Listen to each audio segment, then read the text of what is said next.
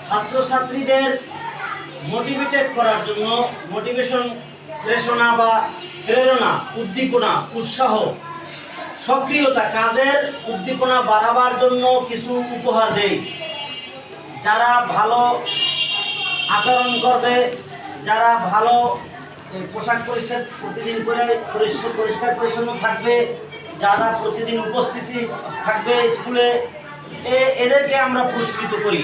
অন্য তোমাদেরকে যারা এই সবাই যেন উপস্থিতি বৃদ্ধি পায়, স্কুলের সবাই যেন ভালো ড্রেস পরে স্কুলের ড্রেস পরিচ্ছন্নভাবে আসে, তারপর আচরণ ভালো থাকে।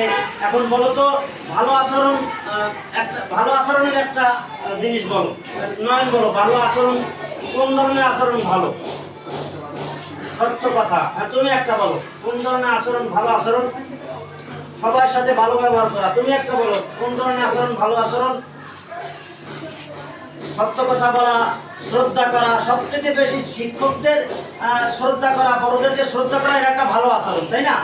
আর একটা ভালো আচরণ আমি যেটুকু তোমাদেরকে স্কুল থেকে শেখানোর দরকার, সেটা হচ্ছে তোমাদের সবচেয়ে সততা।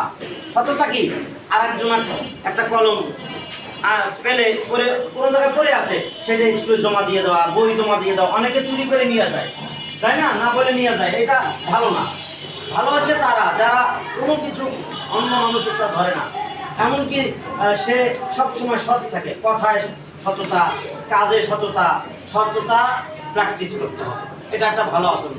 সম্মান দেওয়া, সহযোগিতা করা, আর একজনকে সহযোগিতা করতে হবে। যে তোমার সে একটু কম পারে, তাকে একটু সহযোগিতা করা, এটা ভালো আচরণ না? এই ধরনের কাজ যে করে, সে তাকে আমরা পুরস্কৃত করবো। এই কাজের জন্য উৎসাহিত করার জন্য সবাইকে ভালো হতে হবে, তাই না? এই জন্য